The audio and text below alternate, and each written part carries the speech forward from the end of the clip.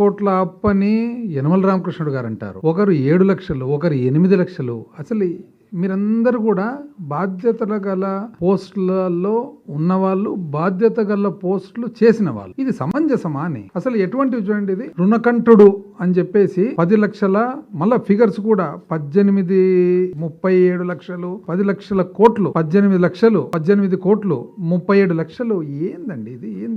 ఇదేంది? ఇంకోటి, రాష్ట్రానికి తెస్తున్న అప్పులన్నీ ఏమవుతున్నాయి? వీరు రిక్రూట్ గారు. నెక్స్ట్, రాబోయే సర్కారుకు బొప్పి కట్టేలా అప్పులు. ఇంకోరు, అప్పులు తెచ్చిన 7,34,00,000 కోట్లు ఏమైంది? మళ్ళీ వాళ్ళే అంటే వాళ్ళు కూడా డిసైడ్ చేసుకోలేకుండా ఉన్నారు. ఇప్పుడు చంద్రబాబు నాయుడు గారు ఒక మాజీ ముఖ్యమంత్రి, మాజీ ఫైనాన్స్ మినిస్టర్. ఏం బేసిస్ మీద మీరు 13 లక్షలు అంటున్నారు? యనమల రామకృష్ణుడు గారు సుదీర్ఘమైన కాలం ఫైనాన్స్ మినిస్టర్ గా పనిచేశారు. ఏం బేసిస్ మీద మీరు అంటున్నారు? సరే, మిగతా వాళ్ళంటే ఫ్రెష్ గా వచ్చిండొచ్చునండి, ఫ్రెషర్స్ ఎవరన్నా అట్లా చెప్పిండొచ్చు, నేను దాన్ని డిస్కౌంట్ ఇస్తున్నాను. ఇక్కడ అండి లాస్ట్ టైము నేను చెప్పడం జరిగిందనమాట. ఏమని? అవును, రాష్ట్ర పరిపాలన సక్రమంగా జరిగినాయి, ఆదాయాలు పెరిగినాయి, కానీ కోవిడ్ వలన ఎన్నో ఇబ్బందులు వచ్చినాయి. పెరగవలసినంత ఆదాయాలు పెరగలేదు, అయినా కూడా మీ పరిపాలన కంటే కూడా బాగా ఆదాయాలు పెరిగినాయి. ఇవన్నీ నేను విత్ ఫిగర్స్ ఇచ్చినాను. ఏం ఫిగర్స్ ఇచ్చినాను నేను? All figures are quoted from document. ఏ డాక్యుమెంట్స్? కేంద్ర ప్రభుత్వానికి సంబంధించిన డాక్యుమెంట్స్ నుంచి, సిఏజీ నుంచి, ఆర్బీఐ నుంచి. మరి అదే విధంగా నేను కోట్ చేసేదే కాకుండా పలుసార్లు తెలుగుదేశం పార్టీకి సంబంధించిన పార్లమెంట్ సభ్యులు ప్రశ్నలు వేయగా అధికారికంగా కేంద్ర ఆర్థిక శాఖ, కేంద్ర ఆర్థిక మినిస్టర్ ఆఫ్ స్టేట్ వాళ్ళు వీళ్ళందరూ కూడా ఇవ్వడం జరిగింది పార్లమెంట్ లో. అయినా కూడా 13 లక్షలు, 10 లక్షలు. ఈవెన్ మీడియా కూడా చాలా అన్యాయం అండి ఇది. అంటే ఏదైనా గానీ ఒక ఆరోపణ చేసినప్పుడు ఆ ఆరోపణ పొలిటికల్ గా చేయడము, తప్పుడు ఆరోపణ చేయడం తప్పు. కానీ తప్పుడు ఆరోపణ చేసినప్పుడు మీడియా మాత్రం అది యాక్చువల్ గా క్లారిఫై చేసుకొని ఇది ఫ్యాక్చువల్ లా కాదా అని చూడాల్సిన బాధ్యత ఉందా లేదు. నేను చెప్పడం జరిగింది ఏమని? ఆ 2014 నుంచి 19 పరిపాలన కంటే కూడా, చంద్రబాబు నాయుడు గారి పరిపాలన కంటే కూడా మనం చాలా బెటర్. ఏ విధంగా బెటర్? రెవెన్యూ రాబడి పెరిగింది, అదే విధంగా అప్పు శాతము ఎంతైతే చేయడమో వాళ్ళంత శాతము చేయలేదు. వివిధ ఇండికేటర్స్ తో పాటు చెప్పడం జరిగింది. అయితే ఉండవలసినంత రాబడి ఇంకా రాలేదు, ఎందుకంటే కోవిడ్ వలన. ఉన్న ఖర్చుల కంటే కూడా ఎక్కువ చేయాల్సి వచ్చింది కోవిడ్ వలన. అందుకని ఆర్థిక ఇబ్బందులు వచ్చినాయి, తద్వారా అందువలన కొన్ని డిలేస్ జరిగినాయి అనేది నేను ఓపెన్ గా ఒప్పుకున్నాను. ఇప్పుడు ఏం చెప్తారు చూడండి. ఏది 13 లక్షలని ఆయన అంటాడు, 10 లక్షలని ఈయన అంటాడు. ఇంకోరు వచ్చేసి ఇప్పుడు ఆ 10 లక్షలు కూడా ఎట్లా అంటున్నారు? ఇక్కడ చూడండి. ఇది ఒకవైపు ఏమో 3,76,000 కోట్లు మొత్తం బహిరంగ రుణాలు, 8,256 కొత్త ఉదయ్ రుణాలు, 9,765 కోట్లు ఇంకా నాబార్డ్ రుణాలు. ఇట్లా చెప్పుకుంటూ వస్తే అవన్నీ లెక్కేస్తే యాక్చువల్ గా పైన ఇవన్నీ లెక్కేస్తే 1, 2, 3, 4, 5, 6, 7, 8, 9 ఇవన్నీ కూడా రుణకంఠుడు అని పెట్టిన దాంట్లో లెక్కేస్తే 7,68,641 కోట్లు వస్తాయి అంతే. మళ్ళా 10 లక్షల కోట్లు ఎక్కడి నుంచి వచ్చింది? కింద మళ్ళా ఫైన్ ప్రింట్ లో రాస్తారు. మళ్ళా 6,602, 32,000 ఇవన్నీ ఏంటివి? పెండింగ్ బిల్లులు 1,70,000. ఎవరు చెప్పారండి 1,70,000 ఉందని? అంటే ఏం బేసిస్ మీద, ఏ ఆధారంగా చెప్తున్నారు 1,70,000 కోట్లని? అసలు ఎంత అన్యాయంగా అంటే డిపాజిట్లు ఇతర మొత్తాలు 28,286, ప్రావిడెంట్ ఫండ్ నుంచి 32,200. ఎవరు చెప్పారండి ఇవన్నీ? మీరు ఏం బేసిస్ మీద మాట్లాడుతున్నారు? ఇవన్నీ టోటల్ చేసేది తప్పుడు, ఇది ఇచ్చేది. ఇప్పుడు వాస్తవానికి ఒకవేళ మీ ప్రకారంగా లెక్కేసుకున్నా కూడా మీరేమన్నారు? 3,76,000 మామూలుగా ఎస్డిఎల్స్ అన్నారు. 3,76,000 మొత్తము బహిరంగ రుణాలంటే దాంట్లో 2,64,451 కోటి మే 2019కి లేదండి. అంటే 3,76,000 కోట్లలో పాత 2019 నాటికి అది లేదా? అదేవిధంగా ఉదయ్ బాండ్స్ 8,256. ఉదయ్ బాండ్స్ 2016 సంవత్సరంలో కాదండి తీసుకునేది. అదేవిధంగా loans from government of India 33,118. ఇవన్నీ కూడా EAP, externally aided projects. EAP projects అన్ని కూడా పాత ప్రభుత్వంలో కూడా తీసుకోలేదండి. Non guarantee loans power sector 95,000 కోట్లు, అందులో 69,596 కోట్లు మే 2019 నాటికే లేదా? అదేవిధంగా సిఆర్డిఏ బాండ్స్ 1,500 కోట్లు మీరా మేమండి చేసింది. సివిల్ సప్లైస్ 50,000 కోట్లు అని రాసినారు, దానికి గాను 22,000 కోట్లు సుమారుగా 2019 ముందరిది లేదండి దాంట్లో. అదేవిధంగా బ్రూవరీస్ కార్పొరేషన్ నుంచి 50,000, వాస్తవానికి యాక్చువల్గా తీసిండేది 36,000, మీరు 50 రాస్తారు నికరంగా. Other corporations 1,45,000. ఆ 1,45,000 కోట్లలో ఆల్రెడీ పవర్కు సంబంధించిన, విద్యుత్తుకు సంబంధించిన 95 దాని లోపల ఉంది. 1,45,000, 95 విద్యుత్ రెండోసారి రాస్తారు. ఆ రెండోసారి రాసినది కూడా ఎప్పుడు? ఆ 95,000లో 70,000 ఇంచుమించుగా పాత ప్రభుత్వాన్ని, అంతకుముందుది. ఎంత అన్యాయం అంటే 1,70,000 కోట్లు. ఎవరు చెప్పినారు పెండింగ్ బిల్స్ అంత ఉన్నాయని? ఏం బేసిస్ మీద అంటున్నారు? అంటే మీరు రాసే లెక్క తప్పు. 7 లక్షల చిల్లర. ఆ 7 లక్షల చిల్లరను మీరు 10 లక్షలని హెడ్లైన్స్లో రాయడం అంతకంటే తప్పు. ఆ 7 లక్షల చిల్లరలో కూడా ఇంచుమించు 4 లక్షల కోట్లు పాత 2019 నాటికి కలిపి ఇవన్నీ ఈ ప్రభుత్వం చేసిన అప్పు అనేటట్లు రాసి రుణకంఠుడు అని రాయడం. ఏమన్నా న్యాయం ఉందండి దీంట్లో? దీంట్లో న్యాయమా, సమంజసమా ఇది? ఈవెన్ మీడియా కూడా అంత బ్లేటెంట్గా, ఐఎమ్ సో సారీ, అంత బ్లేటెంట్గా. ఇప్పుడు పొలిటికల్గా ఎంతోమంది ఎన్నన్నా చెప్పు ఉండొచ్చు, కొద్దిగా ఫ్యాక్చువల్గా పొలిటికల్ స్టాండ్ ఉండొచ్చు, ఎవరు ఇది వాళ్ళకు ఉండొచ్చు, కానీ కొద్దిగా స్టాండ్, ఒక ఫ్యాక్ట్. ఎంత అన్యాయం అండి ఇది! ఇది కాక ఇవన్నీ పోనీ, ఈ డాక్యుమెంట్స్ అన్ని ఎక్కడికి? ఇవన్నీ ఫైనాన్సెస్లో ఉన్నాయి. దీనికి గాను మళ్ళీ ఎన్నోసార్లు చెప్పడం జరిగింది, మరొకసారి కూడా నేను చెప్తున్నాను. ఇప్పుడు reserve bank of India, RBI, study of states budgets అనేసి 15 సంవత్సరాల డేటా అంతా కలిసి ఒక్కొక్కసారి స్టేట్ ఫైనాన్సెస్ అని చెప్పి ఒక డాక్యుమెంట్ రిలీజ్ చేస్తుంది ఆర్బీఐ. ఆర్బీఐ ఎవరి నుంచి రిలీజ్ చేస్తుంది? ఇది ఆర్బీఐ రిలీజ్ చేసేది కంట్రోలర్ అండ్ ఆడిటర్ జనరల్ నుంచి వివిధ కేంద్ర ప్రభుత్వానికి, కేంద్ర సంస్థలకు సంబంధించిన డేటా తీసుకొని ఈ బుక్ రిలీజ్ చేస్తుంది అనమాట. ఆ బుక్లో 15 సంవత్సరాల డేటా ఉంటుంది. ఆ డేటాలో మార్చి 2023 సంవత్సరానికి 4,28,715 కోట్లు, 4,28,715 కోట్లనుంది. ఇది ఎప్పటికీ కంప్లీట్గా ఆంధ్రప్రదేశ్ అప్పు, ఈ ప్రభుత్వానికి కాదు, కంప్లీట్గా ఆంధ్రప్రదేశ్ అప్పు. దానికి గాను 31 మార్చి 2019కి 2,64,451 కోటి. అంటే ఈ ప్రభుత్వం ఏర్పాటయ్యే సమయానికి 2 నెలల ముందు 2,64,451 కోటి. అయితే తెలుగుదేశం ప్రభుత్వం మే వరకు ఉన్నింది కాబట్టి ఏప్రిల్ మేలో వాళ్ళు చేసిన అప్పు 7,346 కోట్లు. అప్పుడు 2,64,451 కోటికి 7,346 కోట్లు కలిపితే 2,71,797 కోట్లు వైఎస్ఆర్ కాంగ్రెస్ పార్టీ ప్రభుత్వం ఏర్పాటయ్యేటప్పటికి ఆల్రెడీ ఉంది. అప్పుడు యాక్చువల్గా అప్పు ఎంతండి? 4,28,715 కోట్లలో 2,71,000 కోట్లు తీయాల్సిన అవసరం ఉందా లేదా? ఎట్లా రాస్తారండి ఇవన్నీ ఇంత అన్యాయంగా? ఎంత అన్యాయంగా! టీడీపీ టయానికి 2,71,797 కోట్లు ఏప్రిల్ మే కలుపుకొని.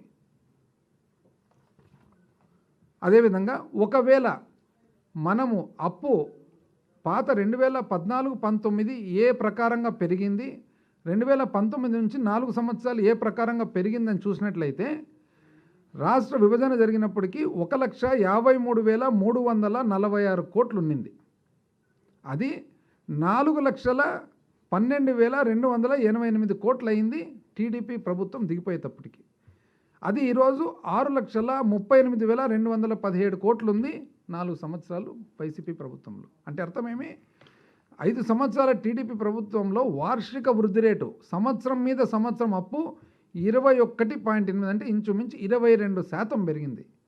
ఈ ప్రభుత్వం వచ్చిన తర్వాత కేవలం 12% పెరిగింది. పాత ప్రభుత్వం 22% సంవత్సరం మీద సంవత్సరం పెరిగితే ఈ ప్రభుత్వం 12% మాత్రమే పెరిగింది. ఏది? కోవిడ్ పెట్టుకొని. ఎంత అన్యాయంగా చూడండి చెప్తుండేది అసలు. మరి ఇంకేమంటారంటే మీరు చెప్పకుండా ఇది చేస్తున్నారు కార్పొరేషన్ల పేరు మీద. ఎట్లా చేస్తారండి? పబ్లిక్ సెక్టర్ అండర్టేకింగ్స్, వాళ్ళకు అకౌంట్స్, బుక్స్, సబ్మిషన్స్ ఇవన్నీ ఉంటాయి.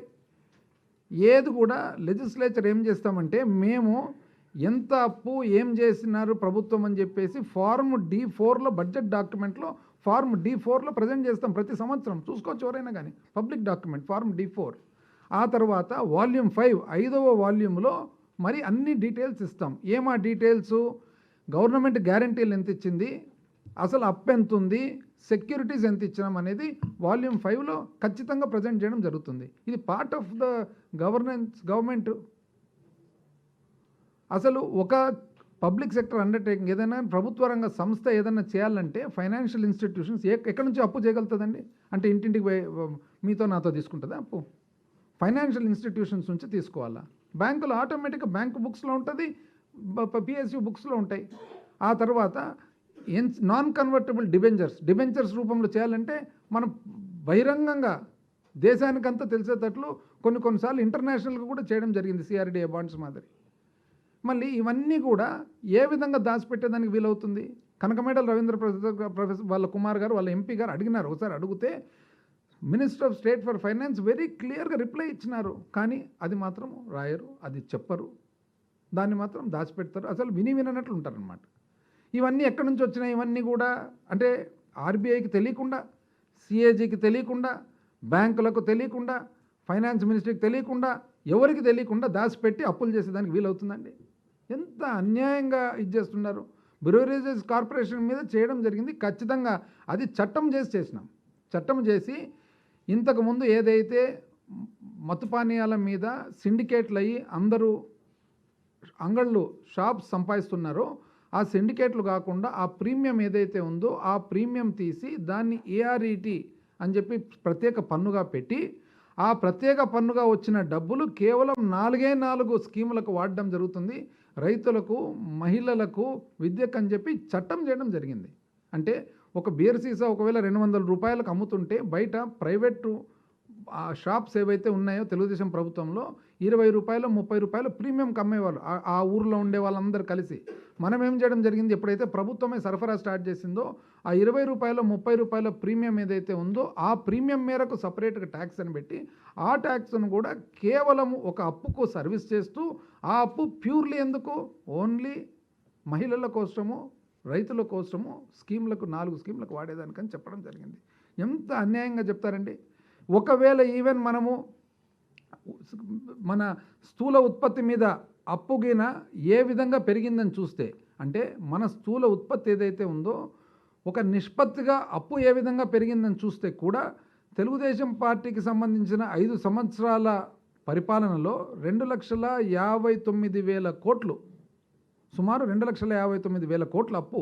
ఆ స్థూల ఉత్పత్తి ఆ 5 సంవత్సరాలకు చేస్తే 7.45 అంటే ఇంచుమించు 7.5% పెరిగినట్లు. ఈ 4 సంవత్సరాల్లో వైసీపీ ప్రభుత్వం వచ్చిన తర్వాత సుమారు 2,26,000 కోట్లు ఈ 4 సంవత్సరాల స్థూల ఉత్పత్తి మీద నిష్పత్తిగా తీసుకుంటే 5.2%. ఎవరు ఎక్కువ చేసినట్లండి అప్పు? ఎంత అన్యాయంగా, అసలు అవాస్తవాలు, అన్యాయంగా, అసలు చాలా very very sad, very sorry. అసలు సిఆర్డిఏ బాండ్లు అంట చాలా అసలు పెద్ద ఇదంట 10.3% కండి చేసిండేది. అదే ఏపీ మన బ్రూవరీస్ కార్పొరేషన్ మనం చేసిన డిబెంచర్స్ ఎంతకండి మనం చేసిండేది? మన ఇష్యూ వచ్చేసి ఓన్లీ 9.6%, వాళ్ళకంటే ఇంచుమించు 1% తక్కువ. అయినా అది ఎవరు చెప్పరు. మాది బ్రహ్మాండంగా 1.5% మా సిఆర్డిఏ బాండ్స్ ఓవర్ సబ్స్క్రైబ్ అయినాయి అంటారు. మళ్ళీ మన బ్రూవరీస్ బాండ్స్ 4.15 సార్లు ఓవర్ సబ్స్క్రైబ్ అయినాయి. అది ఎవరు చెప్పరు. ఎంత అన్యాయంగా చూడండి అసలు చెప్పడము. ఇంకోటి అసలు అడిగినారు కదండి వాళ్ళు, పార్లమెంట్లో అడిగినారు. పార్లమెంట్లో కనకమేడల రవీంద్ర కుమార్ గారు ఒకసారి అడిగినారు. ఏమని అడిగినారంటే, ఈజ్ ఇట్ ట్రూ దట్ 1,10,599 కోట్లు రాష్ట్ర ప్రభుత్వము మరి శాసనసభ అనుమతి లేకుండా ఖర్చు చేసిందంటే దానికి సమాధానం ఏమొచ్చింది తెలిసిన?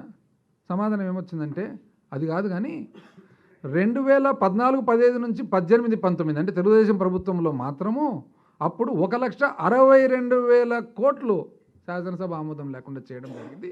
అందులో 51,000 కోట్లు తర్వాత రెగ్యులరైజ్ అయిందని చెప్పి వాళ్ళకే రివర్స్కి వచ్చింది. అది ఎవరు రాయరు, ఎవరు దాని గురించి రాయరు.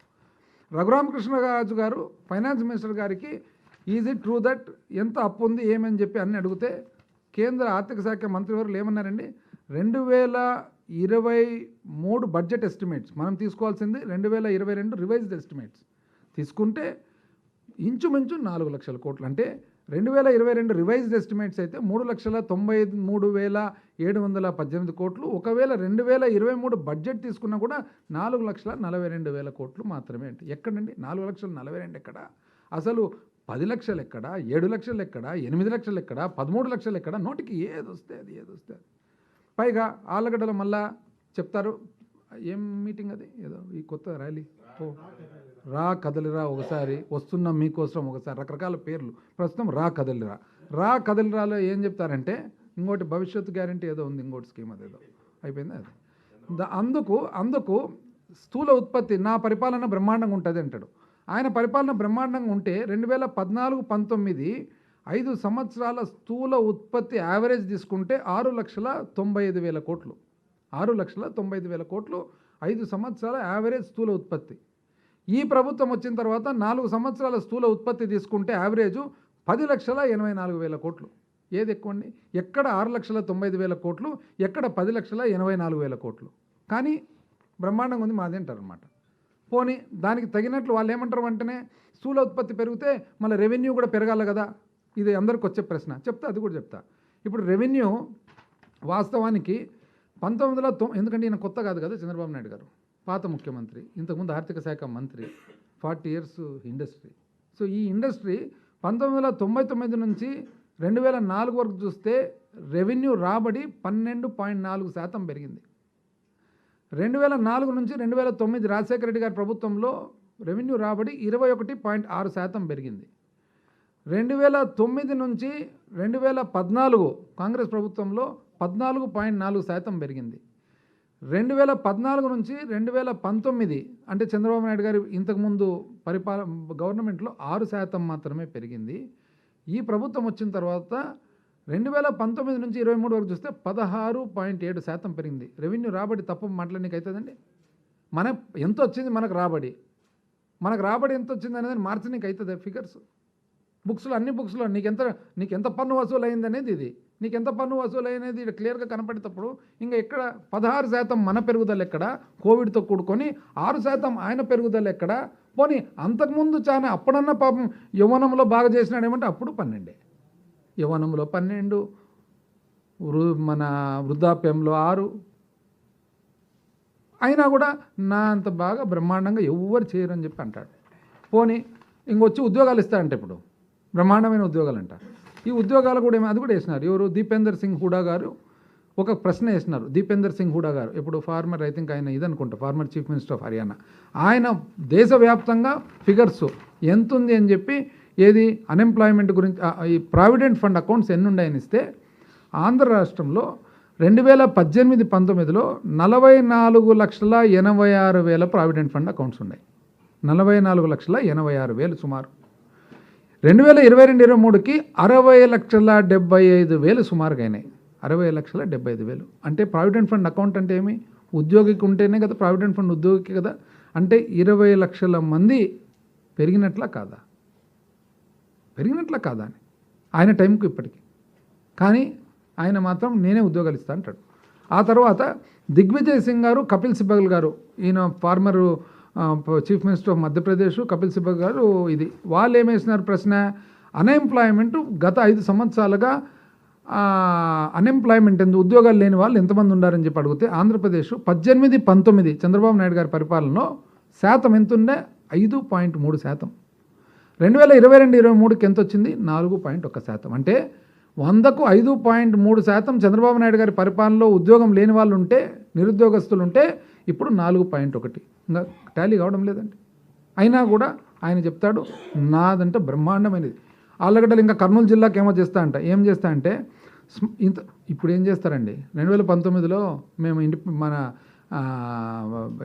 అపోజిషన్లో ఎమ్మెల్యేలుగా ఉన్నప్పుడు ఫస్ట్ August 14th, ఎందుకంటే ఇక్కడ ఈ రాయలసీమకు ఏం ఉండకూడదు దీంట్లో అని చెప్పి ఒక ప్లాన్ వేసుకొని వచ్చినాడు అనమాట. వచ్చి ఫస్ట్ ఇండిపెండెన్స్ డే, స్వాతంత్ర దినోత్సవ వేడుకలు అక్కడ పెట్టి వీళ్ళేదో అమాయకులే రాయలసీమలో, వీళ్ళకి ఏం చెప్పినా అయిపోతుందిలే అని చెప్పేసి వచ్చి ఏమేమి చెప్పినాడు తెలిసినప్పుడు, స్మార్ట్ సిటీగా కర్నూలు, కొత్త విమానాశ్రయము, సూపర్ స్పెషాలిటీ ఆసుపత్రి, అవుకులో పారిశ్రామిక వాడ, బెంగళూరు పారిశ్రామిక వాడ, టెక్నాలజీ క్లస్టరు, కోయిలకుంటలో సిమెంటు, దాని తర్వాత న్యూక్లియర్ ఫ్యూయల్ కాంప్లెక్సు, దాని తర్వాత సోలార్ అండ్ విండ్ పవరు, విత్తనాలు చేసే కేంద్రము, రైల్వే వ్యాగన్ల ఒకటన్నా వచ్చిందండి దీంట్లో, ఒక సోలార్ పవర్ తప్ప. సోలార్ కూడా ఎందుకు వచ్చిందంటే ఆ ఒక కంపెనీ, అది కూడా చాలా పెద్ద పెద్ద భూములు, వ్యవసాయానికి పనికిరాని భూములు ఉన్నాయి కాబట్టి, అది కూడా ఇప్పుడు ఎట్లా ఈ ప్రభుత్వం వచ్చిన తర్వాత పంప్డ్ స్టోరేజ్ కింద అంతకంటే బాగా చేస్తున్నారు. విమానాశ్రయం ఎవరండి పూర్తి చేసిండేది?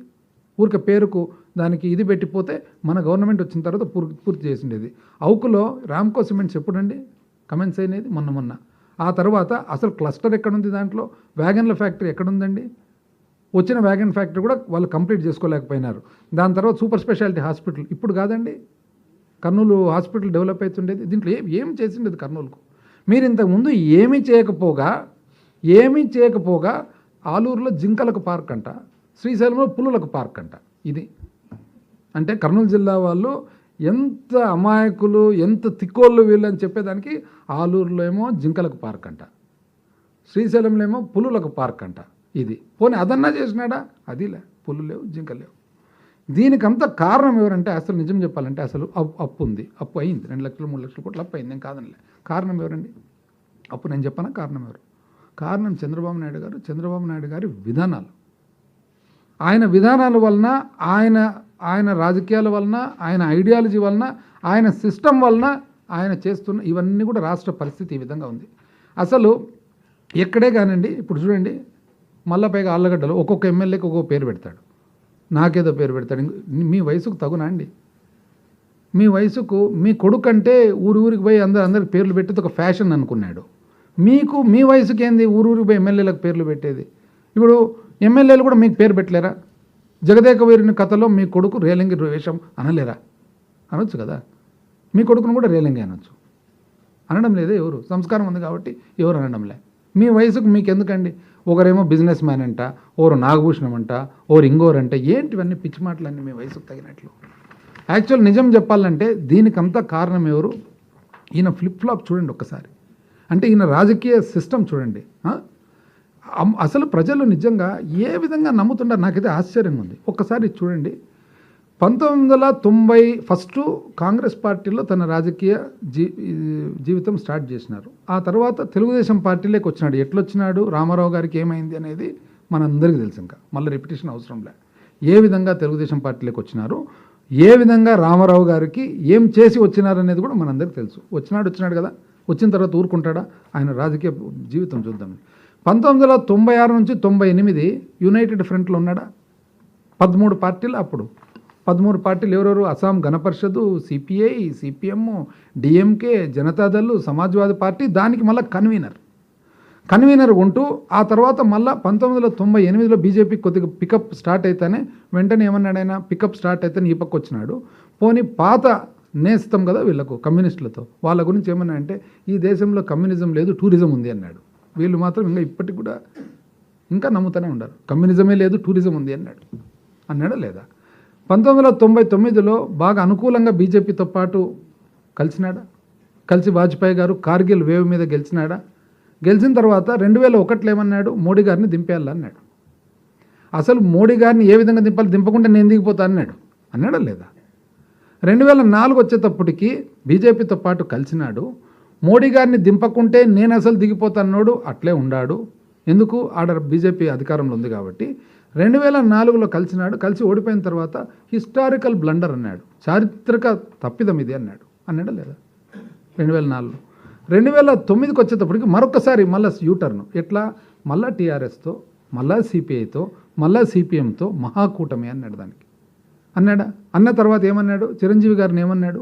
చిరంజీవి గారిని ఈ ఆర్టిస్టులు, ఈ ఫిల్మ్ యాక్టర్లు వీళ్ళకి ఎవరు ఓట్లేస్తారో అని అన్నారు. యాక్చువల్గా ఆయన చెప్పడం కూడా ఏదో డ్రెస్ వేసుకునే వాళ్ళకి ఏదో అన్న తర్వాత దానికి పాపం చిరంజీవి గారి తమ్ముడు పవన్ కళ్యాణ్ గారు చాలా ఉద్రేకంతో బాధపడిన తర్వాత అసలు ఈయన అవసరమైతే ఎక్కించుకుంటాడు సైకిల్, లేకుంటే దింపేస్తాడు సైకిల్ అని అన్నాడా లేదా? 9 సంవత్సరాలు కరప్షన్కు డాన్ ఈయన అని పవన్ కళ్యాణ్ గారు ఆ రోజు వాళ్ళ అన్న మాటకు బాధపడి అన్నాడా లేదా? 2014 వచ్చేటప్పటికి మళ్ళీ బ్యాక్ బీజేపీ, జనసేన, మళ్ళీ బ్యాక్ వచ్చిన తర్వాత ఆ రోజు కాంగ్రెస్ని ఏమన్నాడు? మన్మోహన్ సింగ్ గారిని, పెద్ద మనిషి పాప మన్మోహన్ సింగ్, ఆయన అనొచ్చిన మాటలు, సోనియా గాంధీ గారికి పెంపుడు కుక్క అన్నాడా లేదా? అన్న తర్వాత 2016 వచ్చేటప్పటికి మళ్ళా డిమానిటైజేషన్ బ్రహ్మాండమైన ఆలోచన, మోడీ గారికి నేనే ఇచ్చిన ఆలోచన అన్నాడు. అది దేశవ్యాప్తంగా అల్లకల్లోలం అయితేనే చారిత్రక తప్పిదం ఇది అన్నాడా లేదా? 2018కి వచ్చేటప్పటికి మళ్ళీ తెలంగాణకు మళ్ళీ దాని తర్వాత ఎవరితో కలిసినాడు? మళ్ళీ పోయి కాంగ్రెస్తో కలిసినాడు. 2019కి వచ్చేటప్పటికి ఏం చేసినాడు? మళ్ళా మోడీ హటావ్ దేశ్కు బచావ్ అన్నాడా లేదా? 2019 తర్వాత మళ్ళా ఓడిపోయిన తర్వాత మొన్న మోడీ అటువంటి లీడర్ అవసరం ఈ దేశానికి అని అన్నాడు. 2014 వచ్చేటప్పటికి లేటెస్ట్గా ఏం చేస్తున్నాడంటే ఆయన అసలు సిపిఐతో మాట్లాడుతున్నాడు, సిపిఎంతో మాట్లాడుతున్నాడు, బీజేపీతో మాట్లాడుతున్నాడు, కాంగ్రెస్తో మాట్లాడుతున్నాడు, ఇంకా లాస్ట్ జనసేనతో పొత్తు అని అంటున్నాడు. ఒక్క వైఎస్ఆర్సీపీతో తప్ప ఈ రాష్ట్రంలో ఉండే ప్రతి ఒక్కరితో ఎవరైనా ఇండిపెండెంట్ ఉంటే ఇండిపెండెంట్తో కూడా మాట్లాడతారు. అందుకనే ఒక పాట వినిపిస్తాం మీకు. ఆ పాట ఒక్కసారి చాలా యాప్ట్గా ఎవరు చేసినారు కానీ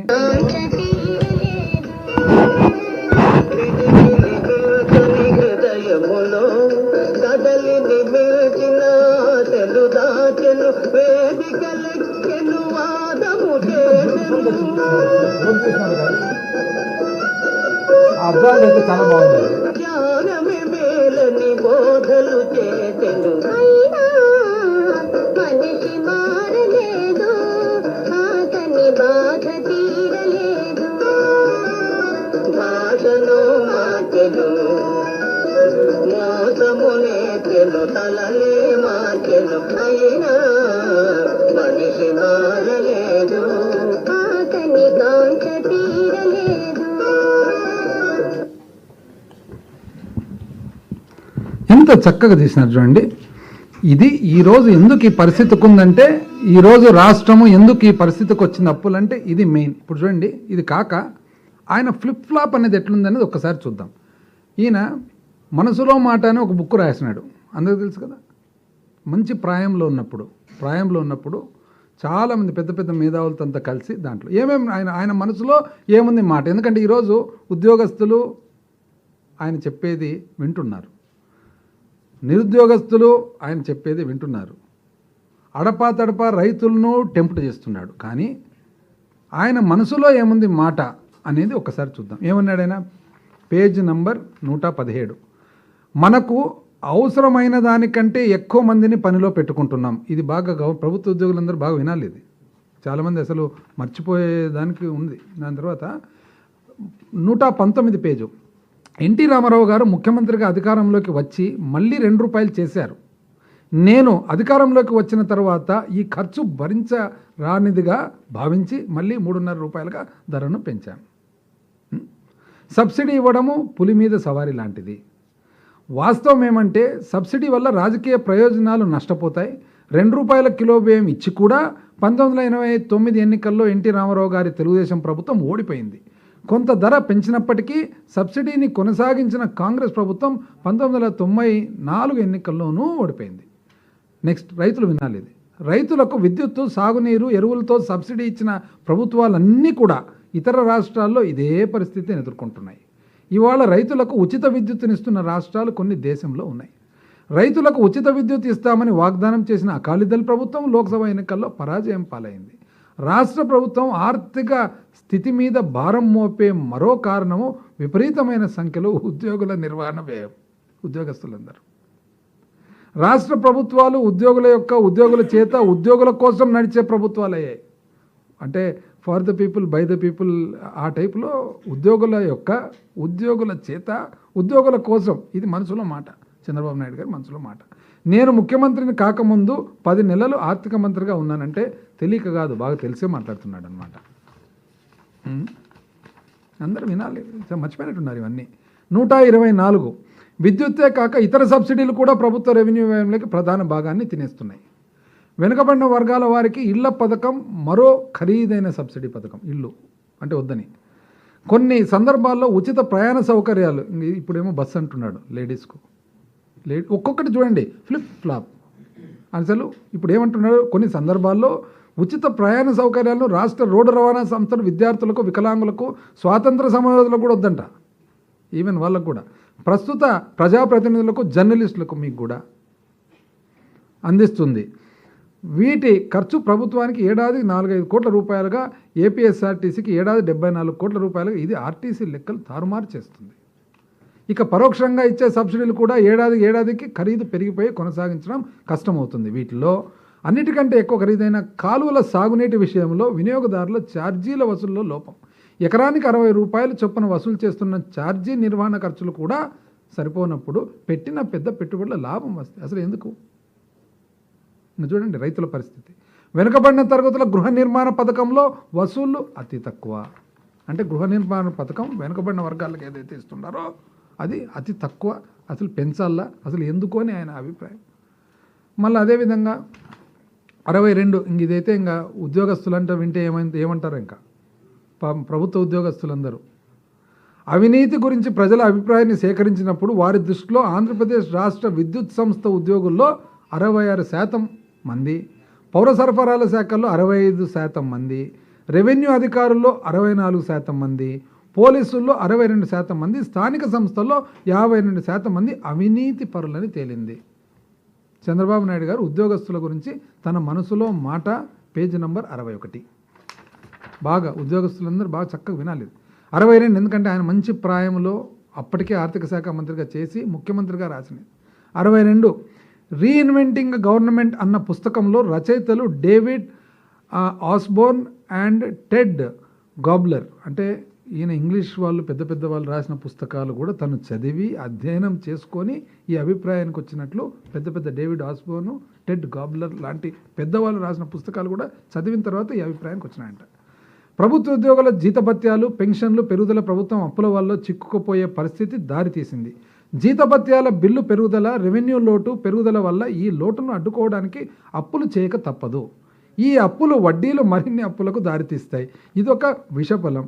కోశాగార సమతుల్యాన్ని నిలబెట్టడానికి ఎస్టాబ్లిష్మెంట్ ఖర్చులను తగ్గించాలని అవసరం ఎంతో ఉంది. అంటే ఇప్పుడు మీరేమో అప్పులు చేస్తారు, ఏ కారణం వల్లనే అంటున్నారు. ఇప్పుడు మనం చేసిండేది అప్పు కాక ఇదేమంటారు? సేమ్ కదా. అంటే ఫ్లిప్ ఫ్లాప్. ఆయన ఆలోచన విధానం చూడండి. జీతభత్యాల బిల్లు పెరగడానికి వాటి పెరుగుదలలోకి ఉద్యోగుల సంఖ్య పెరగకుండా ముఖ్య కారణం. ఉద్యోగుల పెరుగుదల వల్ల సామర్థ్యం పెరగడం, అంటే ఉద్యోగస్తులు పెరుగుతున్నాయంట, వాళ్ళలో సామర్థ్యం అయితే పెరగడం లేదంట. ప్రభుత్వంలో అదనపు ఉద్యోగాల సృష్టి ఎలా జరుగుతుంది? విభిన్న పద్ధతులు ఉన్నాయి. కొన్ని సందర్భాల్లో పథకాలు పూర్తవుతాయి, ఉద్యోగాలు రద్దు చేయాలి. ఎందుకు రద్దు, కంటిన్యూషన్ అనేది ఆయన ఆలోచన, ఆయన మనసులో మాట, మంచి ప్రాయంలో రాసిండేది.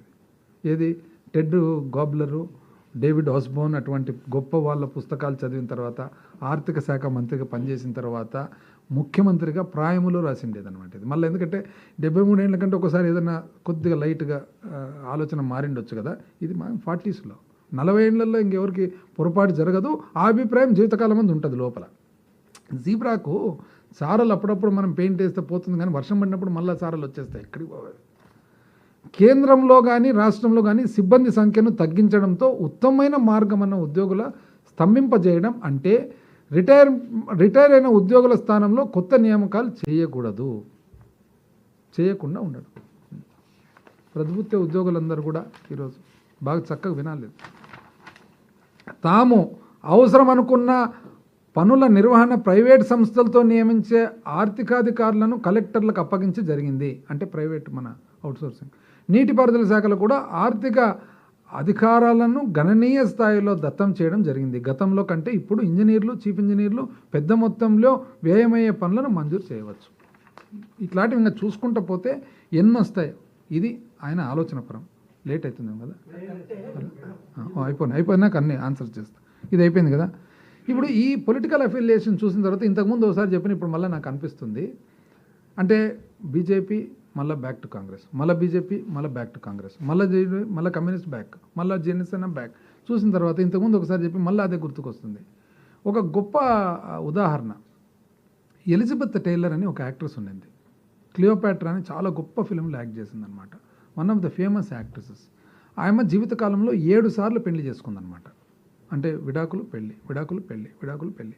అయితే ఈ 7 సార్లలో ఒకే మనిషిని 2 సార్లు చేసుకుందనమాట, రిచర్డ్ బట్టన్ అనే మనిషిని. ఇది అట్లే లేదు, అదే టైప్. ఎన్నిసార్లు అయినా కూడా ఆ పార్టీలు అట్లే ఉన్నాయి, వాళ్ళు అట్లే కలుస్తున్నారు. అసలు ఆ పార్టీలు కూడా చూస్తే ఒక పార్టీ సిద్ధాంతానికి కంప్లీట్గా ఆపోజిట్. ఈయన మాత్రం అందరితో కలుస్తుంటాడు. కమ్యూనిస్ట్ సిద్ధాంతానికి బీజేపీ సిద్ధాంతానికి కంప్లీట్గా డిఫరెంట్, బీజేపీ సిద్ధాంతానికి ఇంకో సిద్ధాంతానికి కంప్లీట్గా డిఫరెంట్, కాంగ్రెస్కు బీజేపీకి కంప్లీట్గా డిఫరెంట్. ఈయన మాత్రం అందరితో అట్ ఎ టైం మాట్లాడుతున్నాడు. ఇది ఏమి, అసలు ఈ ఆర్ట్ ఏమి, ఈ స్కిల్ ఏమి, నాకైతే అర్థం కాలేదు. ఇది కాక ఇంకోటి ఈయన చేసినది ఏమంటే రాష్ట్ర పునర్వ్యవస్థీకరణ. ఈయన కాదండి ముఖ్యమైన కారకుడు, one of the important persons. ఏం చేసినాడు? 2008 లెటర్ రాసినాడు. ఏమని రాసినాడు? Polite Bureau of Telugu Party has discussed thoroughly on the conclusions arrived by the core committee and agreed with the recommendations in favor of Telangana state. Telangana చేయండి అని చెప్పి 2008లో లక్షణంగా ఈయన రాసినాడు. అప్పుడు ప్రధాన ప్రతిపక్షం, అప్పటికే ఎన్నో సంవత్సరాలు మీరు ముఖ్యమంత్రిగా ఉన్నారు, మీరున్నారు, ఆ తర్వాత 2011లో మళ్ళా చాలా శ్రీకృష్ణ కమిటీ రిపోర్ట్ వచ్చిన తర్వాత మీరు ఎందుకు ఇంకా ఆ రిపోర్ట్ను ప్రకారం మీరు చేయొచ్చు కదా అని చెప్పి సలహా, ఉచిత సలహా. అంటే ఉచిత సలహా అంటే ఎట్లా అంటే అది పెట్టుబడి లేదనమాట. అంటే పెట్టుబడి ఉండదు, ఇన్కమ్ ట్యాక్స్ ఉండదు, రాయల్టీ ఉండదు, ఉచితం ఉంటుంది అనమాట సలహా. మీరు చేయొచ్చు కదా అని. అరే మీ స్టాండ్ చెప్పండి, చెప్పినారు. మళ్ళీ ఏం చేస్తారు, 2012లో ఏం చేస్తాడు, కరీంనగర్లో యాత్ర చేస్తూ మళ్ళీ ఏమంటారంటే నేను ఆల్రెడీ 2008లో లెటర్ ఇచ్చినాను, తెలంగాణ ఫార్మేషన్కు మేము అనుకూలం, తెలంగాణ ఇవ్వండి మళ్ళీ రాస్తాడు. ఆ తర్వాత మేనిఫెస్టోలో ఏం రాస్తాడు, తెలుగుదేశం పార్టీ అధికారంలోకి వచ్చిన వెంటనే తెలంగాణ రాష్ట్ర ఏర్పాటుకు అవసరమైన రాజకీయ చట్టపరమైన చర్యలు తీసుకుంటాం. మళ్ళా ఆ తర్వాత 2008లో విభజన తీర్మానం వల్ల తెలంగాణకు టీడీపీ 1000 ఏనుగుల బలం వచ్చిందని చంద్రబాబు అన్నారు. 1000 ఏనుగుల బలం వచ్చిందంట ఆ తీర్మానం చేసినందుకు, తెలంగాణ ఇవ్వమని చెప్పి తీర్మానం చేసినందుకు. తెలంగాణ సీమాంధ్ర తనకు 2 కళ్ళ సిద్ధాంతం. ఆ తర్వాత 2 కళ్ళు ఉంటే 2 రాష్ట్రాలని చంద్రబాబు చెప్పాడు. రాష్ట్రం విడిపోతే తెలుగుదేశం పార్టీ జాతీయ పార్టీ అవుతుంది. అంటే రాష్ట్రం విడిపోతే తెలుగుదేశం పార్టీ జాతీయ పార్టీ అవుతుంది. ఇది 2 కళ్ళ సిద్ధాంతం. అందుకని అప్పుడు కేసీఆర్ ఏమన్నారంటే అసలు నాకు అర్థమే కావడం లేదు, ప్రజలు ఇంత అమాయకులా అన్నాడు కేసీఆర్. ఎందుకంటే అదే తెలుగుదేశం పార్టీ ఆఫీస్ బంజారా హిల్స్లో అదే షామియానాలు, అదే సర్వలు, అదే అండాలు సమైక్యాంధ్ర మూమెంట్కి వస్తాయి. అదే తెలుగుదేశం పార్టీ ఆఫీస్ నుంచి అదే షామియానాలు, అదే అండాలు, అదే సర్వలు, అదే ప్లేట్లు తెలంగాణ మూమెంట్కి వస్తాయి. ఏంది ఇది అసలు, ఏ విధంగా ఈయన అసలు ఇది చేయగలుగుతున్నాడు? ప్రెస్ కూడా ఎంత మోస్తుంది అసలు, ఎంత బ్యూటిఫుల్గా. నాకైతే ఆశ్చర్యంగా, నాకు ఇది చూస్తే ఏమైపోతుందంటే ఒకసారి ఇండియా పాకిస్తాను క్రికెట్ మ్యాచ్ జరుగుతుండే అప్పట్లో, బాగా మొదటి నుంచి మనకి ఎక్కువ ఇది కదా జరిగేటప్పుడు. అప్పట్లో ఇమ్రాన్ ఖాన్ నుండి నాకు ఒక్క కపిల్ దేవ్, ఒక గవాస్కర్ ఉంటే నేను ప్రపంచంలో ఏ టీంనైనా జయించగలుగుతాను అన్నాడు అనమాట. అంటే దాని గురించి కామెంట్స్ గవాస్కర్ని అడిగినారు, మీ కామెంట్స్ ఏమంటే నాకు 2 పాకిస్తాన్ అంపైర్లు ఉంటే ఏ టీంనైనా జయించగలుగుతాను. అట్లా ఈ అదృష్టంతో ఈ ప్రసంగిలో ఉండేటగాల ఇంకా ఎంతో జయించుండొచ్చు, ఎంత అదృష్టవంతుడని. ఆ తర్వాత ఆయన చేసినది ఇంకా నెక్స్ట్ ఇంకోసారి పెట్టుకుందామా, ఇంకా చాలా ఉందండి సబ్జెక్ట్. ఇప్పుడు మళ్ళీ అంతకంటే అయిపోయాయి, పర్వాలేదా? సో ఆ తర్వాత ఈరోజు ఏమంటాడంటే అసలు అప్పు అంటాడు. ఇది ఎవరు కారకుడు? మీరు కదా.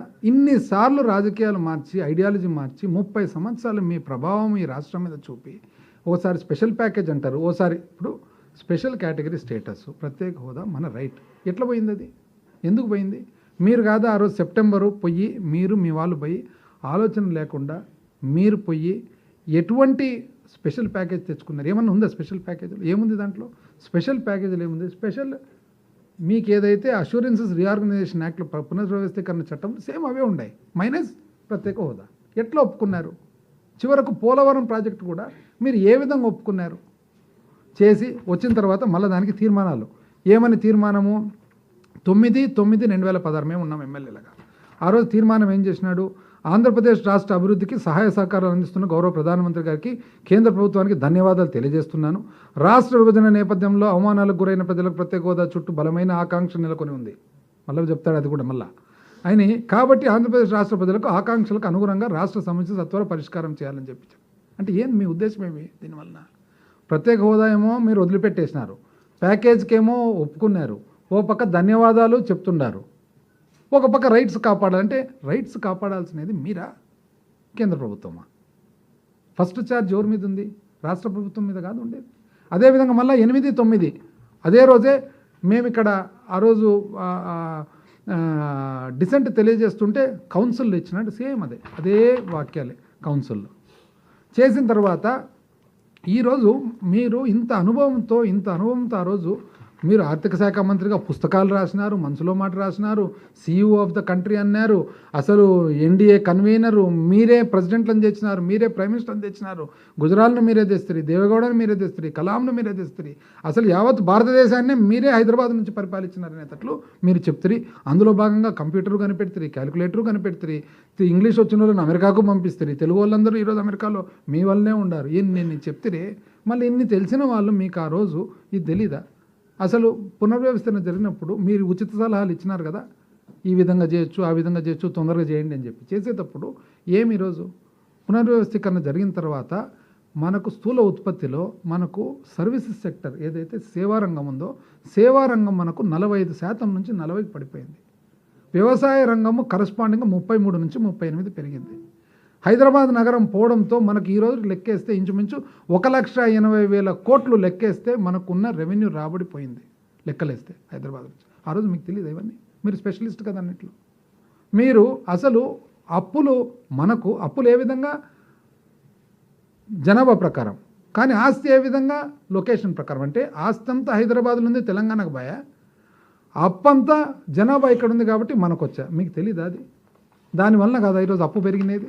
ఆ తర్వాత కనీసము మీరు విద్యుత్తులో ఏం చేసినారు? మీరు విద్యుత్తుకు వచ్చేటప్పటికి ఆంధ్రప్రదేశ్కు 46%, ఎందుకంటే అక్కడ మళ్ళా ఓన్లీ కన్జంప్షన్ వాడకం. తెలంగాణకేమో 54%, ఎందుకు వాడకం. ఇంత అన్యాయమైన విభజన జరిగినప్పుడు మీరు ఏం చేస్తున్నారండి? మీరు కాంగ్రెస్ కలిసే కదా రోజు విభజన చేయడం? కాదు, కాంగ్రెస్ మీరు కలిసి కదా చేయడం. మీరు కలిసి బ్రహ్మాండం కలిసి చేస్తే మీ ఏకైక ధ్యేయమేమి జగన్మోహన్ రెడ్డి గారిని ఇబ్బంది పెట్టాలని, అది సాధించుకుంటారు, కలిసి చేస్తారు. ఈ విధంగా చేసుకుంటూ పోతే అసలు దానికి కనీసము ఆస్తులు ఒక పద్ధతి ఉందే. పోనీ విభజన జరిగిన తర్వాత మీరేం సాధించినా అది కూడా చూద్దాం. సాధించినది ఒకటి, అసలు మీరు ప్రత్యేక హోదాన వదిలిపెడతారు, ప్రత్యేక ప్యాకేజా మీరు సాధించలేకపోతారు. ప్రత్యేక ప్యాకేజీలో మీరు సాధించలేనిది ఇప్పుడు బ్యాక్వర్డ్ ఏరియా డెవలప్మెంట్ ఫండ్ ఉంది, అది చాలా తక్కువ 50 కోట్లు, కానీ మీరు ఒప్పుకున్న తర్వాత కనీసం అదన్నా సాధించుకున్నారా? 2014, 15, 16, 17 3 సంవత్సరాలు తప్పితే 2 సంవత్సరాలు మీరు తెచ్చుకోలేకపోయినారు. మీరు తెచ్చుకోలేకపోతే 17, 18, 19 వెనుకబడిన ప్రాంతాలకు సంబంధించిన డబ్బులు మీరు తెచ్చుకోలేకపోతే మన ప్రభుత్వం వచ్చిన తర్వాత మనం సాధించుకున్న మాట వాస్తవమా కాదా? ఈరోజు ప్రజలకు తెలియాలి. ఇది పోలవరం ప్రాజెక్టు మీరు ఎప్పుడో 2013, 14 సంబంధించిన క్వాంటిటీసు, దానికి సంబంధించిన రేట్లకు ఒప్పుకొని ఏ విధంగా మీరు కంప్లీట్ చేయాలనుకున్నారు, ఏ విధంగా ఒప్పుకొని వచ్చినారు? ఈరోజు పోలవరం ప్రాజెక్టు పూర్తి చేసేదానికోసము మన ప్రభుత్వము మళ్ళా ముఖ్యమంత్రి గారు, ప్రధానమంత్రి గారికి ఎన్నోసార్లు విన్నవించిన తర్వాత ఒక కమిటీ వేసి ఆ కమిటీ ద్వారా ఈరోజు 14,000 కోట్లు మళ్ళీ పోలవరం పూర్తి చేసేదానికి ఈరోజు ఆమోదం ఫైనాన్స్ డిపార్ట్మెంటు క్యాబినెట్కి పంపిస్తున్నమాట వాస్తవమా కాదా? మీరు చేయలేకపోయినారా? మీరు కలిసి ఉన్నారు కదా అప్పుడు, ఎందుకు చేయలేకపోయినారు మీరు ఆ రోజు? పైగా కట్టేదానికి పోయి మీరు R&R మీరు మన రీలొకేషన్ చేయనందువలన మీరు స్పిల్వే కంప్లీట్ చేయకుండా మీరు కాఫర్ డ్యామ్లు కట్టి ఆ కాఫర్ డ్యామ్లలో మీరు 2 బొర్రలు వదిలిపెట్టినారు. ఎందుకు 2 బొర్రలు వదిలిపెట్టినారు? పైన ఊర్లను ఇంకా కదిలీలే కాబట్టి. ఈరోజు సడన్గా గోదావరి ఫ్లడ్ వచ్చి ఆ బొర్రలు వదిలిపెట్టిన చోట నీళ్లు స్వర్లింగ్ యాక్షన్ వలన డ్యామేజ్ అయితే, ఆ డ్యామేజ్ వలన లేట్ అయితే ఆ లేట్ మళ్ళీ మాన్యత మీద మోపాలని చెప్పి చూస్తున్నారు. ఎంత అన్యాయం అండి. మీరు రెవెన్యూ డెఫిసిట్ గ్రాంట్ మళ్ళీ మీరు దాంట్లో కలిసి ఉన్నారు కదా, కలిసి మీరు 2 మినిస్టర్లు మీరు అక్కడ ఉన్నారు, అక్కడ మినిస్టర్లు ఇక్కడ ఉన్నారు. మీరు అయినా కూడా రెవెన్యూ డెఫిసిట్ గ్రాంట్ మీరు తెచ్చుకోలేకపోతే 12,000 కోట్లు రెవెన్యూ డెఫిసిట్ గ్రాంటు ఏదైతే ఉందో అది మన ముఖ్యమంత్రి గారు, ప్రధానమంత్రి గారిని ఎన్నోసార్లు విన్నవించిన తర్వాత 12,000 కోట్లు తెచ్చుకున్న మాట వాస్తవమా కదా? మీరు ఏం సాధించగలిగినారని అసలు మీరు పునర్వ్యవస్థీకరణ చట్టంలో ఉండేది ఏమి?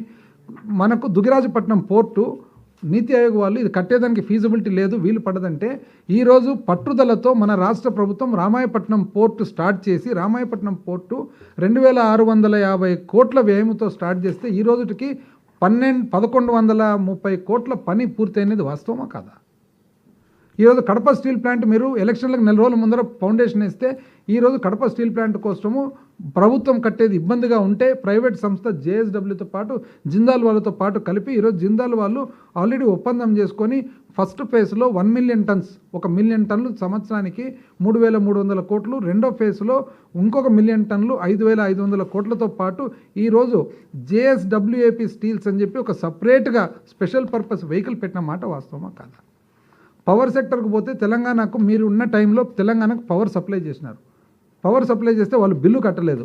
వాళ్ళు బిల్లులు కట్టకుండా ఉంటే మీరు ఆర్డర్ తెచ్చుకోకుంటే తెలంగాణ వాళ్ళతో మనము ఆంధ్రప్రదేశ్ రాష్ట్ర ప్రభుత్వం మన ప్రభుత్వం వచ్చిన తర్వాత పోరాడి కేంద్ర ప్రభుత్వం నుంచి ఇంచుమించు 7,000 కోట్లు దాదాపు 6,700 కోట్లకు 3,442 కోట్లు అసలు 3,315 కోట్లు వడ్డీ మనకు కట్టాలని చెప్పి ఆర్డర్ తెచ్చుకున్న మాట వాస్తవమా కాదా? ఆర్డర్ తెచ్చుకున్న తర్వాత సబ్సిక్వెంట్గా వాళ్ళు కోర్టుకు పోయి అది కోర్టు పరమైంది. కానీ మీరు కనీసం ఆర్డర్ అయినా తెచ్చుకున్నారా? సివిల్ సప్లైస్ తెలంగాణ వాళ్ళకు మనకు కలిసి ఉన్న సివిల్ సప్లైస్లో 600 కోట్లు తెలంగాణ వాళ్ళు బకాయిలు కట్టకుండా ఉంటే, బ్యాంక్ అకౌంట్ ఫ్రీజ్ అయింటే, ఎస్బీఐ కోంపల్లిలో Andhra Pradesh civil supplies corporation account freeze అయింటే, తెలంగాణ వాళ్ళతో డబ్బులు కట్టించిన తర్వాత ఈరోజు అకౌంట్ డీఫ్రీజ్ అయ్యి మనం మళ్ళీ మన వాటా తెచ్చుకునే స్టేజ్లో ఉండేది వాస్తవమా కాదా? ఏం సాధించినారు కాబట్టి ఈరోజు మీరు వచ్చి మళ్ళీ కొత్తగా రాష్ట్రాన్ని ముందుకు తీసుకుపోతాము, సైడ్కు తీసుకుపోతాము. ఏం తీసుకుపోతారండి ముందుకు, సైడ్కు? కేంద్రం నుంచి ఎన్ని రోడ్లు తెచ్చుకోగలిగినాం? ఇవన్నీ కూడా సత్సంబంధాలతో మన ముఖ్యమంత్రి గారు మన రాష్ట్ర పరిస్థితిని ఎక్స్ప్లెయిన్ చేసి ప్రధానమంత్రి గారి దగ్గర తెచ్చుకున్న మాట వాస్తవమా కాదు? అన్నీ తెచ్చుకుంటేనేమో మీరు కుమ్మక్కు అంటారు, తెచ్చుకోకుంటేనేమో మీ చేత గాలే అంటారు. మీరు కుమ్మక్కు కాకపోతే, పని చేసుకోలేకపోతే, రాష్ట్రాన్ని ముందుకు తీసుకోలేకపోతే మీరు మాట్లాడతారు ఈరోజు వచ్చి అన్యాయంగా. ఎంత అన్యాయమైన మాటలండి. దయచేసి ప్రజలందరూ కూడా ఇవన్నీ కూడా గమనించాలి. అసలు ఎందుకు రాష్ట్రం ఈ పరిస్థితుల్లో ఉంది, ఎందుకు రాష్ట్రం ఈ అప్పుల్లో ఉందంటే దీనికి ప్రధానమైన కారకుడు నన్ను అడిగితే ప్రధానమైన కారకుడు చంద్రబాబు నాయుడు గారు అని చెప్పొచ్చు. ఎందుకంటే ఆయన పొలిటికల్ ఫిలాసఫీ, ఆయన పొలిటికల్ ఐడియాలజీ, ఆయన యాక్షన్స్, ఆయన తీసుకున్న నిర్ణయాలు అన్నీ కూడా డిటర్మెంటల్. రాష్ట్రానికి ఇబ్బంది కలిగే పరిస్థితులు తెచ్చి ఈరోజు ఇంత అన్యాయమైన పరిస్థితి తెచ్చానని చెప్పి ప్రజలందరికీ కూడా చాలా సవినయంగా ప్రజలందరికీ కూడా నేను తెలియజేస్తాను. అధికారంలో రాగానే వారం రోజుల్లో సీపీఎస్ రద్దు చేస్తామన్నారు. అధికారంలోకి వచ్చిన తర్వాత అది రద్దు చేస్తే కనుక బడ్జెట్ నుంచి మించిపోతుంది, భారం భరించామని మీకే ప్రకటించారు.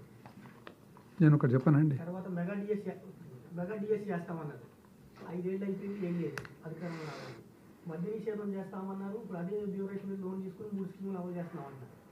ఎన్నికల ముందు 25 ఎంపీలు ఇస్తే ప్రత్యేక హోదా తీసుకొస్తామన్నారు. దాని మీద లేదు. తర్వాత ప్రైవేట్కి మినరల్స్, మైనర్ మినరల్స్ వసూలు ట్యాక్స్ బాధ్యత ప్రైవేట్ వాళ్ళకి అప్పచెప్పారు. అది మీకు తెలుసు, అది ఆరోపణ ఒకటి ఉంది. తెలంగాణలో కాంగ్రెస్లో ఉన్న మంత్రి కంపెనీకే ఇచ్చారు. మీరు ఇవన్నిటిని ఎలా సమర్థించుకుంటారు? నేను ఒకటి చెప్పానండి. ఇప్పుడు ప్రాబ్లం ఏమంటే పరిపాలనలో 100 పనులలో 98 పనులు జరిగినది 98 ఏమాత్రం మీరు ఎవ్వరు కూడా దాన్ని గమనించడం లేదు. ఒకటో రెండో ఏదన్నా కానీ ఒకవేళ లేట్ అయినది కానీ జరిగేదానికి ఇబ్బంది కలిగినది కానీ దాన్ని మాత్రం హైలైట్ చేస్తారు. వేల కిలోమీటర్ల రోడ్లు వేస్తే దాని గురించి ఒక్క చోట చెప్పరు. ఎక్కడో ఒక చోట ఒక గుంతుంటే మాత్రం గుంతను మాత్రం హైలైట్ చేస్తారు. ఈరోజు సిపిఎస్ గురించి ఒక నిర్ణయం తీసుకోవడం జరిగింది. జీపీఎస్ అనే విధానం వచ్చింది.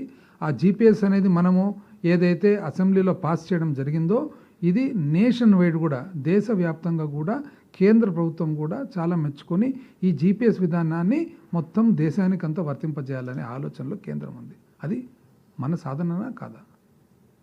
we have provided security. We have provided security in a way. నేను ఒకటి చెప్తాను చూడండి,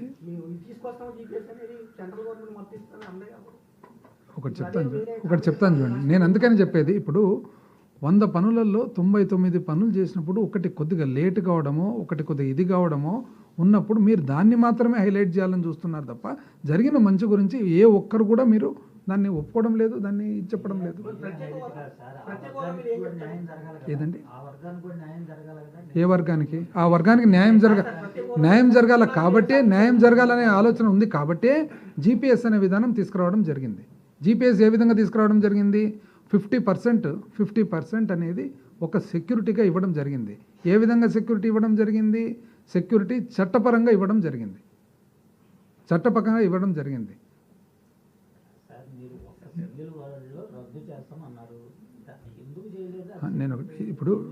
నేను ఒకటి చెప్తాను చూడండి. ఇప్పుడు ఏదైతే ఆ రోజు అష్యూరెన్స్ ఇవ్వడం జరిగిందో ఆ అష్యూరెన్స్ను అమలుపరిచే కార్యక్రమంలోనే to the best of government's ability. ఎందుకంటే మనము ఏదైతే నిర్ణయం తీసుకునేటప్పుడు ఎంప్లాయీస్ది ఈ రోజే కాదు, రాబోయే 10 సంవత్సరాలు, 20 సంవత్సరాలు, 30 సంవత్సరాల ఎంప్లాయీస్ది కూడా వాళ్ళందరి ఫ్యూచర్ కూడా దృష్టిలో పెట్టుకొని ఆ ఫ్యూచర్లో ఈరోజు నిజం చెప్పాలంటే రద్దు చేసి ఇమ్మీడియట్గా చేస్తే నెక్స్ట్ 10 సంవత్సరాలు పెద్ద ఇబ్బంది ఉండదు, బెనిఫిట్ కూడా ఉండొచ్చు. 10 సంవత్సరాల తర్వాత మొత్తం కుప్పకూలిపోతుంది. కాబట్టే ప్రపంచవ్యాప్తంగా కూడా ఓపీఎస్ అనే విధానము అందరూ డిస్పోజ్ చేసినారనమాట. డిస్పోజ్ చేసి వాళ్ళు ఏ విధానికి కాంట్రిబ్యూటరీ పెన్షన్ స్కీమ్కు పోయినారు. ఇటు కాకుండా అటు కాకుండా ఎంప్లాయీస్ జాయిన్ కాలేదు. ఏం చెప్తానండి ఇప్పుడు 29 సేమ్ మీ ప్రాబ్లం అదే 29 రాష్ట్రాల్లో 28ని చూడరు ఒకటి చూస్తారు. ఇప్పుడు నేను ఒకటి చెప్తానండి, కేరళ ఇస్ లెఫ్ట్ స్టేట్ కదా, ఎందుకు కేరళ ఈరోజు వరకు చేయడం లేదు? ఎందుకు కేరళ చేయడం లేదు? లెఫ్ట్ స్టేట్ కదా, ఈరోజు వరకు కనీసం కేరళ ఎందుకు చేయడం లేదు? ఎందుకు చేయడం లేదు? ఈరోజు మీరు నెక్స్ట్ రాబోయే 3-4 సంవత్సరాల లోపల మీరు ఏ విధంగా 3-4 సంవత్సరాల లోపల అనౌన్స్ చేసిన స్టేట్స్ పరిస్థితి ఎట్లుంటుందో చూడండి. ఎక్కడే కానీ దాంట్లో కదలిక ఉందా అనేది మీరే గమనిస్తారు. అందరి ఇది రాష్ట్రము నెక్స్ట్ 10, 20, 30 సంవత్సరాలు ఉత్తరోత్తర రాబోయే కాలం అందరి భవిష్యత్తు రేపొద్దున రాబోయే పిల్లలు ఇప్పుడు ఎవరైతే ఎంప్లాయీస్ ఉన్నారో వాళ్ళ పిల్లల భవిష్యత్తు కూడా దృష్టి పెట్టుకొని జీపీఎస్ ద్వారా 50% ఈరోజు వాళ్ళకి సెక్యూరిటీ ఉంది. అది చట్టపరంగా సెక్యూరిటీ ఇవ్వడం జరుగుతుంది. దీనివలన కేంద్ర ప్రభుత్వం కూడా ఈ మోడల్ చాలా మంచి మోడల్ అని చెప్పి ఎంటైర్ కంట్రీకి టేకప్ చేయాలని ఆలోచనలు ఉన్నారు. తర్వాత నిరుద్యోగులకి డిఎస్సీ చేస్తామని కానీ ప్రతి జనవరి జాబ్ క్యాలెండర్ ఇస్తామని కానీ ప్రకటన చేశారు. జాబ్ క్యాలెండర్ ఇచ్చింది ఒక సంవత్సరం 5 ఇప్పుడు ఏళ్ళలో సుమారు దాదాపు డిఎస్సీ లేదు. దాదాపు 1,60,000 ఇంచుమించు 1,00,000 చిల్లర మంది ఈరోజు ఉద్యోగాలు వచ్చినారు. పోయిన గత సంవత్సరానికి సంబంధించిన ఉద్యోగాలు ఈ సంవత్సరానికి సంబంధించిన ఉద్యోగాలు లెక్కేస్తే ఏమన్నా కనీసం పొంతనన్నుందా? కనీసము 1/20th ఉందా? 20వ భాగం మనసులో మాట చదువుతీ కదా, అసలు వద్దంటాడు ఆయన, వద్దంటాడు, అసలు ఉద్యోగాలే వద్దంటాడు ఆయన. ఇప్పుడు కనీసము ఎంతమందికి ఉద్యోగాలు ఇవ్వడం, అసలు ఒక్క హెల్త్ డిపార్ట్మెంట్లో ఎంతమంది కంటే ఇచ్చిండేది ఉద్యోగాలు? వేల సంఖ్యలో హెల్త్ డిపార్ట్మెంట్లో, వేల ఆసుపత్రులలో వేల మంది డాక్టర్లు, వేల ఇది ఎక్కడే కానీ వేకెన్సీ ఉండకూడదని. సెక్రటేరియట్లో ఎంతమంది? అవన్నీ గవర్నమెంట్ ఉద్యోగాలే కదా, అవన్నీ గవర్నమెంట్ ఉద్యోగాలు కాదా? అవి గవర్నమెంట్ ఉద్యోగాలే కదా. అది ఆయన అయితే ఈ మేనిఫెస్టోకు ఆయన మనసులో మాటకు చాలా తేడా ఉంటుంది. అది ఇంతకుముందు కూడా చెప్పినాడు కదా బృతి, ఇదే మొదటిసారి కాదు కదా బృతి. ఇప్పుడు ఏదైతే మనము పేదవాళ్ళకు అమ్మఒడి ఇస్తే ఆయనేమో ఇది తప్పు మీరు వేస్ట్ చేస్తున్నారు అననే, పేదవాళ్ళకు పెన్షన్ ఇస్తే వేస్ట్ చేస్తున్నారు అనే, మనసులో మాటల్లోనేమో ఇవన్నీ అసలు ₹2 బియ్యం ఇవ్వడం కూడా తప్పనే. కానీ ఆయన మాత్రం అనౌన్స్మెంట్ చేస్తారు. పబ్లిక్ ఏ మేరకు నమ్ముతారనేది పబ్లిక్ చూసుకోవాలి. ఇది నమ్మకమైన మాటనే.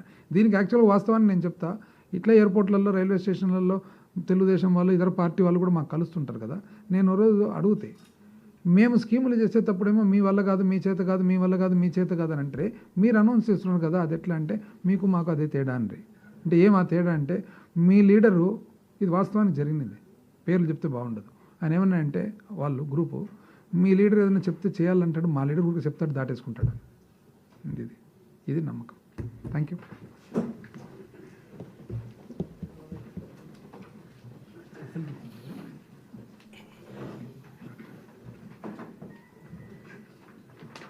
ఇట్లా సెట్ చేసుకో మళ్ళీ.